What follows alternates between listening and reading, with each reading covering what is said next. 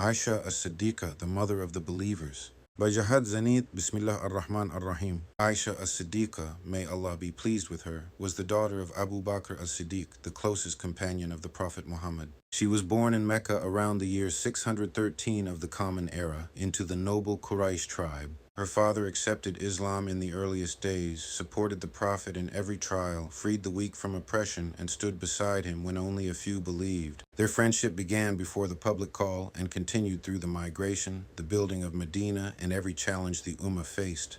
Aisha grew up in a home where revelation was accepted with certainty. The Prophet entered her house as family, as a teacher, and as the closest friend of her father. Early reports state that the Prophet saw a dream showing Aisha as his future wife, and he understood it as guidance from Allah. Abu Bakr agreed, and their marriage strengthened the bond between two pillars of the Muslim community. The marriage reflected the norms of 7th century Arabia, where families arranged marriages shortly after maturity to protect daughters and build alliances. Similar patterns existed across ancient societies. In Christian tradition, the Virgin Mary was understood to be very young at her betrothal. Jewish families in Palestine also arranged marriage early. Age did not carry the same social meaning it carries today. For Muslims, the Prophet acts by revelation, and the wisdom of Allah cannot be questioned by the standards of later cultures. Aisha grew into one of the greatest scholars of Islam. She lived beside the Prophet in his private life, witnessing his worship, his mercy, his humility, and his patience with people.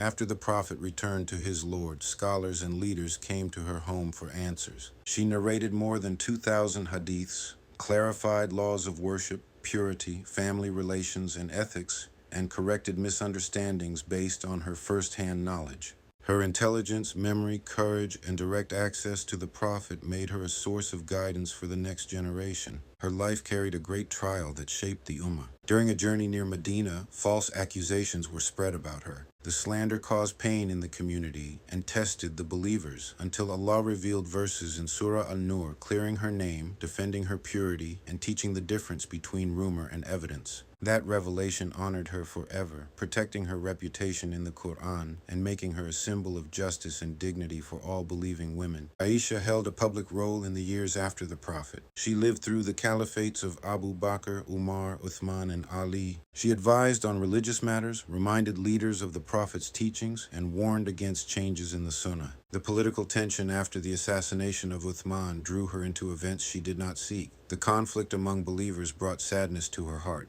In her later years, she stepped away from political matters and dedicated herself to worship, teaching, and preserving the Prophet's way in Medina. Aisha preserved knowledge that no one else could witness. She taught how the Prophet prayed during the night, how he settled disputes, how he showed kindness in the home, and how he lived with simplicity while leading a nation. Without Aisha, the personal life of the Prophet would remain hidden from history. Aisha passed away in Medina in the year 678 of the Common Era at around 64 years of age. As the mother of the believers, she asked to be buried in Jannat al-Baqi among the wives of the Prophet. Later generations called her a mountain of knowledge and a leader among believing women. She remains a guide for all who seek faith, wisdom, and strength, and her legacy continues through every hadith she preserved and every heart that remembers her with honor.